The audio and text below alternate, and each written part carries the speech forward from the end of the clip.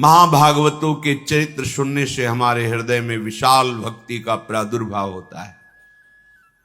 12 महाभागवतों में भीष्म जी महाराज बड़े ही महामहिम प्रभु श्री कृष्णचंद्र के अनन्य भक्त हैं और ऐसी सत्यनिष्ठा किसी भगवत स्वरूप महात्मा में ही पाई जाती, अन्यथा नहीं।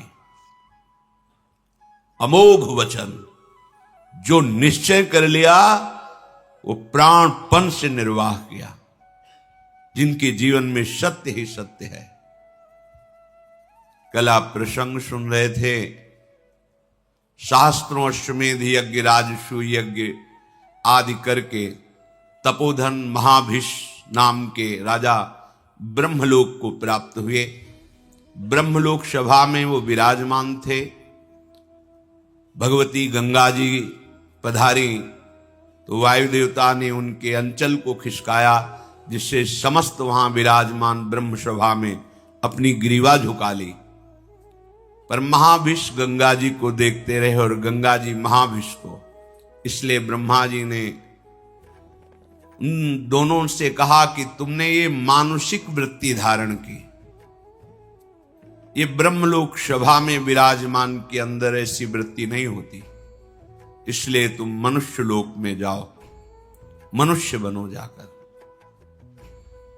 पीछे वर्णन किया था कि ये सब गंगा जी का ही रचा हुआ विधान था, क्योंकि अष्टवसुओं ने वशिष्ठ जी के शाप से मनुष्य लोक में जन्मने की बात गंगा जी से प्रार्थना की थी कि मुझे और कोई साधारण स्त्री अपने गर्भ में धारण नहीं कर सकती, हे मां आप कृपा करो और मुझे अपने गर्भ में धारण करो। तो गर्भ में धारण करने वाले पिता का चयन ब्रह्मलोक में विराजमान महाभिष के रूप में श्री गंगा जी ने किया। वही भूतल पर प्रतीप राजा के पुत्र महाराज शांतनु के रूप में प्रकट हुए ब्रह्मलोकवासी महाभिष राजा। यम यम कराभ्याम स्पृशति जीर्णम सा सुखमश्नुते पुनर्युवा च भवति तस्मात् तम शांतनुम विदु इति तदस्य शांतनुत्वम। बड़े बड़े ब्रह्म ऋषियों ने इनके प्रभाव को ज्योतिष के द्वारा देखा। यम यम कराभ्याम स्पृशति, जिसको ये छू लेंगे हाथ से तो जीर्णम सा सुखमश्नुते, भले उसकी जीर्ण अवस्था हो वो तुरंत जवान हो जाएगा और सुखपूर्वक पूरा जीवन रहेगा, उसे कभी अशांति छू नहीं सकती, परम शांति बनी रहेगी। इसीलिए इति तदस्य शांतनुत्वम, इनका नाम शांतनु रखा गया।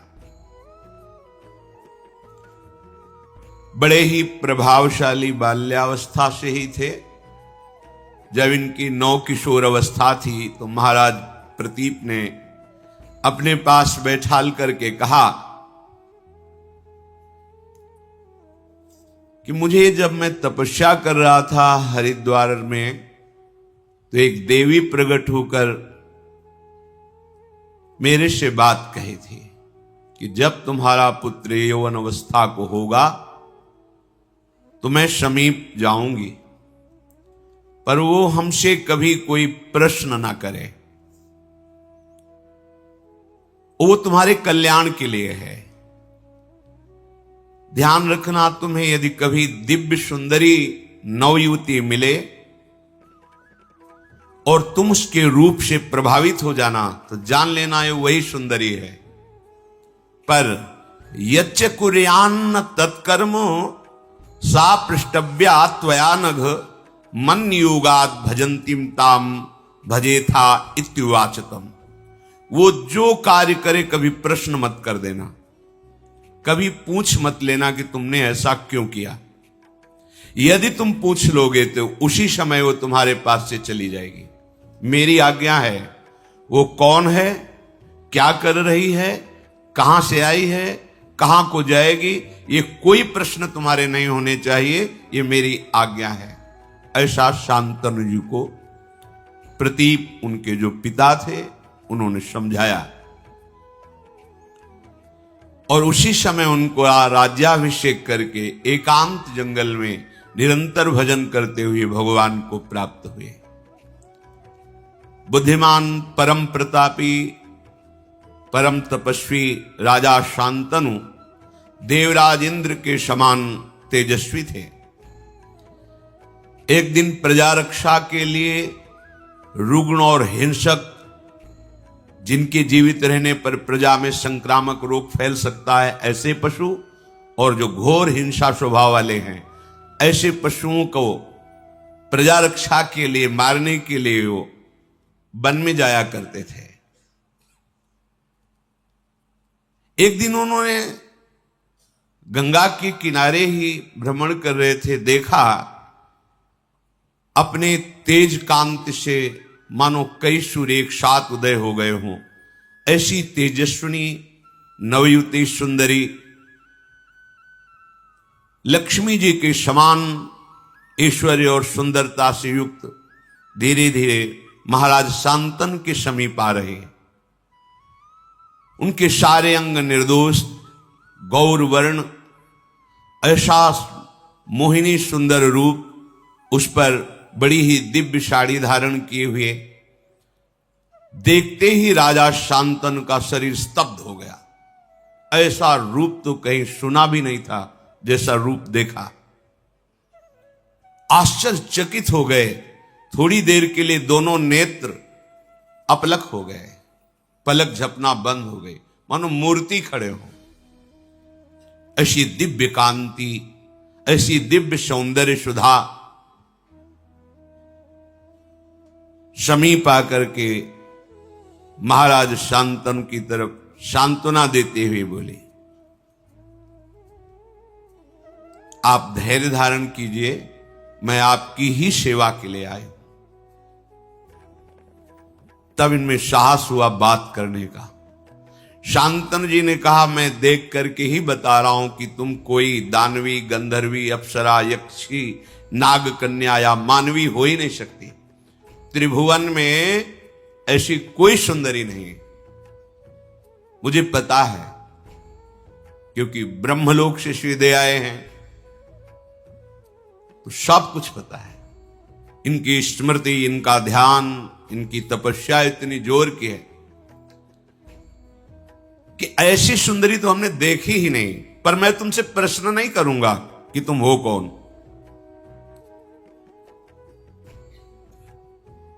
बस मेरी याचना है कि मैं आपका संग चाहता हूं। जब शांतनु जी ने ऐसी प्रार्थना की तो मधुर मुस्कान युक्त महायशस्विनी त्रिपथगामिनी भगवती गंगा जी उनके ईश्वर की वृद्धि के लिए उनसे कहा, यत्तु कुर्यामहं राजन शुभम वा यदि वा शुभम ना तद वारयितस्यामि न वक्तव्या तथा प्रियम। मैं आपका संग स्वीकार करती हूं, आप इस योग्य हैं, पर मैं कभी बुरा से बुरा करूं या भला से भला करूं, आप कभी प्रश्न नहीं करेंगे। कार्य में आप रोकेंगे नहीं, किसी कार्य में मुझे कभी अप्रिय वचन नहीं बोलेंगे। जिस समय अप्रिय वचन या कोई प्रश्न, उसी समय मैं आपसे विलग हो जाऊंगी। निश्चय मेरी ये शर्त है, यदि आप स्वीकार करें तो फिर मैं आपका संग स्वीकार करती हूं। तथेति सा सदा तूक्ता तदा भरत सत्तमो प्रहर्ष मतुलम लेभे प्राप्यतम पार्थिवोत्तमम। शांतनु जी ने कहा, तथास्तु, जैसा तुम चाह रहे हो वैसे ही हमारे आचरण होंगे, हम तुम्हारी शर्त स्वीकार करते हैं। महाराज शांतनु भगवती गंगा जी को रथ पे विराजमान करके उनकी राजधानी हस्तिनापुर में उस महल में जैसे देवराज इंद्र का महल, ऐसे महल, उसमें देवी गंगा जी को विराजमान किया। जितेंद्रीय महाराज शांतनु ब्राह्मणों को बुलाकर स्वस्ति वाचन कराया। जो पिता का आदेश जैसा था कि कुछ पूछना नहीं, कुछ नहीं पूछा, आदेश कर दिया शास्त्रीय विधान के अनुसार इस देवी से पाणी ग्रहण संस्कार मैं करूंगा। जो देवराज इंद्र के समान प्रभावशाली और महाभाग्यशाली, ऐसा कौन भाग्यशाली होगा जिन गंगा जी को भगवान शंकर मस्तक पर धारण करते हैं, त्रिभुवन जिनके नाम और आचमन अवगाहन से निष्पाप होकर भगवान की प्राप्ति करता है, जो मूर्तिमान ज्ञान वैराग्य और भक्ति का स्वरूप है गंगा जी, क्योंकि भगवान के श्री चरणों से इनका प्रादुर्भाव हुआ है। कैसा दिव्य सौभाग्य कि जिन गंगा जी का स्मरण अवगाहन दर्शन बड़े भाग्य से होता है, वही गंगा जी इनको अर्धांगिनी के रूप में प्राप्त हुई। महाराज शांतन ने शास्त्र मर्यादा के अनुसार पाणी ग्रहण किया। कुछ समय के बाद एक पुत्र प्रकट हुआ। बड़ा महल में आनंद उत्सव मनाया जाने लगा। अभी आनंद उत्सव हो ही रहा था कि देवी गंगा जी ने उस पुत्र को लिया और चल पड़ी अपनी धारा की तरफ, और वहां जाकर कहा, ऐ वत्स, तुम्हें पता होना चाहिए तुम वसु हो, वशिष्ठ जी के शाप से तुम मनुष्य लोक में आए हो, मैं तुम्हें ज्यादा यहां टिकने नहीं दूंगी, जाओ तुम अपने वसु स्वरूप को प्राप्त करो। ऐसा कह के अपनी धारा में डाल दिया, तुम्हें मैं शाप से मुक्त करती हूं। और बड़ी प्रसन्न मुद्रा में फिर महल लौट आए। महाराज शांतनु भारी असंतुष्टता को प्राप्त हुई कि प्रथम बालक और इसने हत्या कर दी बालक की, पर कुछ बोले नहीं। दूसरा बालक हुआ, वही प्रक्रिया। 7 बालक प्रकट हुए, 7 को गंगा की धारा में प्रवाहित कर दिया जीवित। जब 8वां बालक गर्भ में आया, जेवी लेकर के चले। अथैनामष्टमे पुत्रे जाते प्रहसतीमिव उवाच राजा दुःखार्तः परीप्सन पुत्रमात्मनः। जेवी चली तो महाराज शांतनु पीछे से, ये क्या तू अमंगल कर रही, कौन है तू? ऐसी तो कोई मां नहीं देखा हमने सृष्टि में जो प्रकट होते हुए अपने बालक को नष्ट कर दे। मावधि कश्य काशीत किम हिनत्सि सुतानिति पुत्रग्नि सुमहत पापम संप्राप्तम ते सुगर्हितम। अय बालकों का वध करने वाली सुंदरी, तू कौन है? किसकी कन्या है?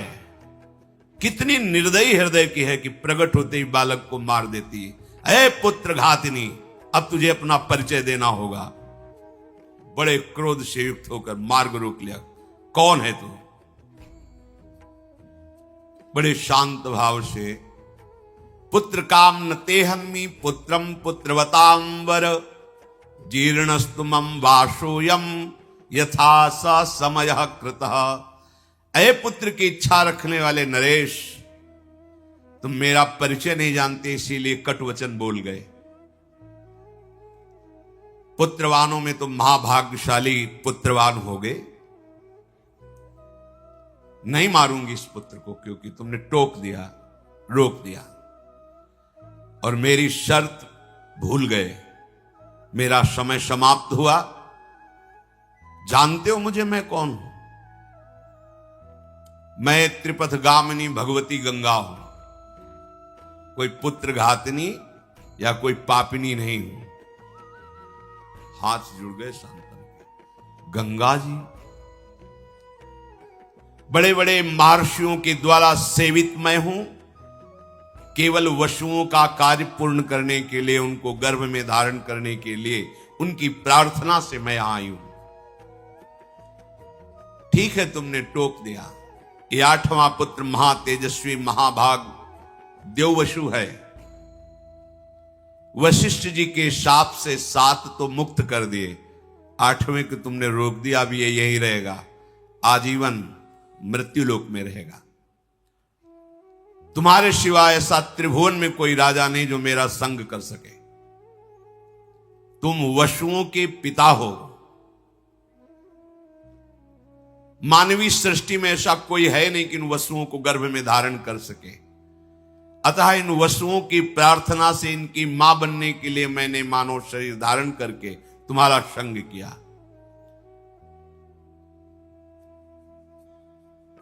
मैंने पहले ही कह दिया था वसुओं से कि तुम्हारे जन्म होते ही तुम्हें मैं मुक्त कर दूंगी।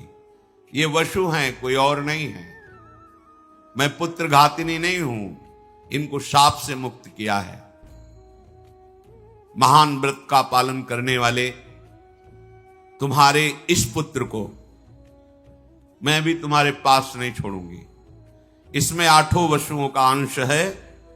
ये जब संपूर्ण विद्याओं में कुशल हो जाएगा तो तुम्हें स्वयं मिल जाएगा, आप निश्चिंत रहना।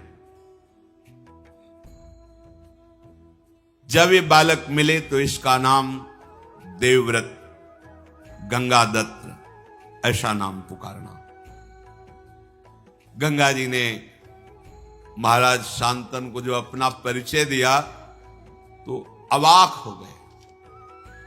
मेरी पत्नी के रूप में भगवती गंगा जी थी। अगर पहले बता देते तो शायद उनकी साहस वृत्ति इतनी ना पड़ती।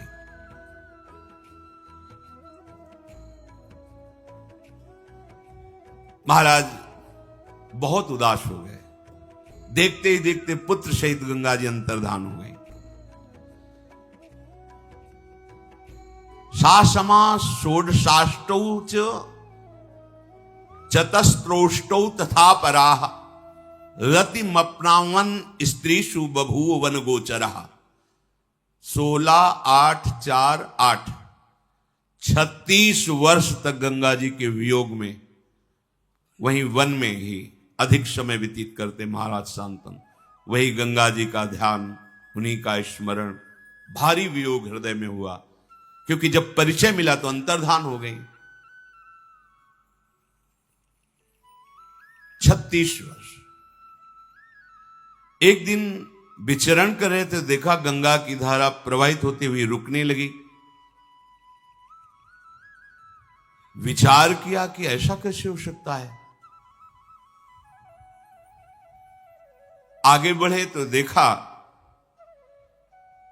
विशेष रूपवान, बलवान, आचारवान, तेजस्वी एक बालक अपने धनुष में प्रत्यंचा चढ़ाकर बाणों से गंगा की धारा को रोक दिया है।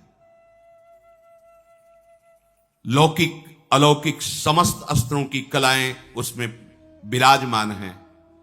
बल, धैर्य, वीर, पराक्रम, महारथी वीरता, ये सब उसमें झलक रही। महाराज शांतनु ने देखा। महाराज शांतनु इतने आकर्षित हो गए, उन्हें पता नहीं कौन है। जब नजदीक की तरफ बढ़े तो बालक देख के ही अंतर्धान हो गया। बड़े विस्मय में पड़ गए कि ऐसा तेजस्वी बालक अभी तक हमने नहीं देखा जो बाणों से गंगा की धारा को रोक दे।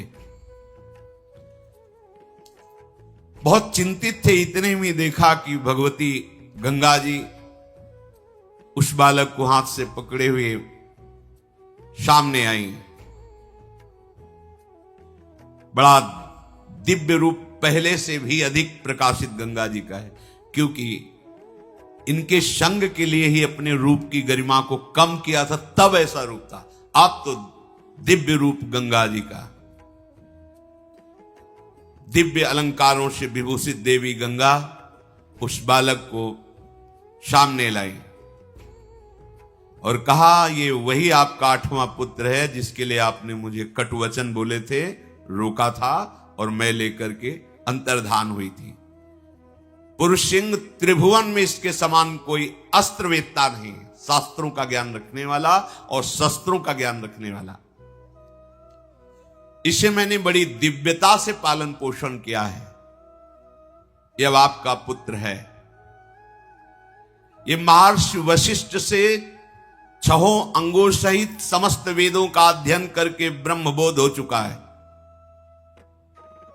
महाराज वशिष्ठ जी योग वासिष्ठ नामक पूर्ण ब्रह्मबोध कराने में समर्थ ग्रंथ है योग वासिष्ठ।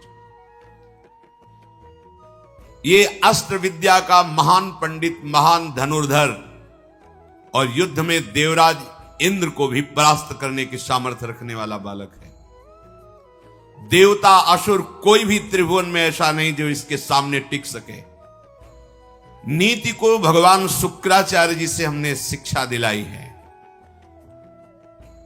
और देवदानों वंदित भगवान बृहस्पति जी से इसने शास्त्र ज्ञान प्राप्त किया है, ब्रह्म ज्ञान वशिष्ठ जी से प्राप्त किया है। महाबाहु महात्मा ये पुत्र अंग और उपांगों सहित पूर्ण रूप से प्रतिष्ठित है। जमदग्नि नंदन महर्षि भगवान परशुराम जी का ये शिष्य है अस्त्र विद्या में, उनके समान ही है। मैंने पूर्ण करके इस पुत्र को तुम्हें दिया है। राजधर्म, अर्थशास्त्र, मोक्ष धर्म, समस्त धर्मों का यह महान पंडित है, ज्ञानी है। जाओ, ये तुम्हारे कुल की कीर्ति का वर्धन करने वाला होगा।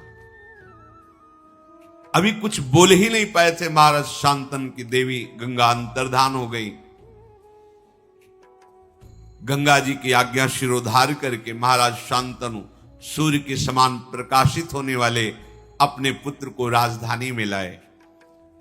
राधे राधे जी, जय सीताराम। तो इस समय आपने सुनी पूज्य प्रेमानंद जी महाराज जी के मुख से भगवान की दिव्य कथा।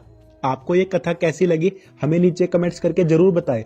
और आप पूज्य प्रेमानंद जी महाराज जी के मुख से भगवान की कौन सी और दिव्य कथाएं और लीलाएं सुनना चाहते हैं जिनसे आपकी भक्ति और भी ज्यादा आगे बढ़े और आप भगवान के और नजदीक आ पाए, हमें नीचे कमेंट्स करके जरूर बताएं। श्री जी ने अगर चाहा तो हम पूज्य प्रेमानंद जी महाराज जी द्वारा उन कथाओं को भी आपके लिए प्रस्तुत कर देंगे। तब तक के लिए आप ऐसे ही भगवान का नाम लेते रहे। राधे राधे, जय सीताराम।